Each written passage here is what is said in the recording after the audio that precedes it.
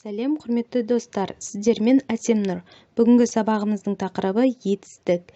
Етістік заттың іс-әрекеттің қимылын білдіретін сөз табы. Сұрақтары: не істеді, не қылды, қайтты. Етістіктің түрлері: тұйық етістік, көсемше, есімше.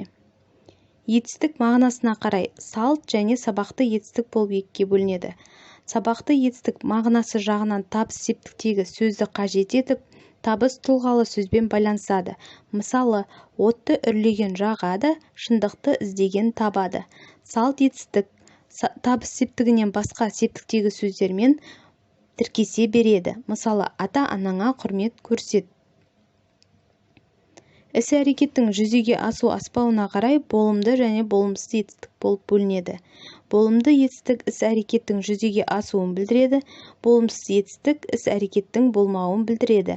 Ма, ме, па, пе, ба, бе жұрнақтарының немесе жоқ, емес сөздерінің тіркесуі арқылы жасалады. Етістік тұлғасына қарай негізгі етістік және туынды етістік болып бөлінеді. Негізгі етістік заттың қимылын білдіретін төл етістік, сөздің түбірі қосымшасыз бөлшектеуге келмейтін етістік болады. Екінші жақтың бұйыру мағынасында жұмсалады. Мысалы, кел, жаз, отыр, айт, оқы, тағы да басқа. Туынды етістік түбір етістікке және басқа сөз таптарынан сөз тудырушы жұрнақтар жалғану арқылы жасалады. Мысалы, ойла, ойландыр, есепте, тазалан, тағы да басқа. Етістер. Етістер іс-әрекеттің, қимылдың орындаушыға, яғни іс иесінің істелген іске қатысын білдіретін етістіктің түрі. Етістің 4 түрі бар. Өздік етіс. Қимылды орындаушының өзі істейді. Өзгелік етіс. Қимылды өзге біреуге орындатқызады. Ырықсыз етіс. Орындаушы айтылмайды, іс-әрекет өздігінен жасалғандай. Ортақ етіс. Қимылды орындаушы біреу емес, бірнешеу болады. Етістің жасалуы. Өздік етіс ын жұрнақтары арқылы жасалады. Мысалы, жуынды, киінді, боянды, таранды, тағы да басқа.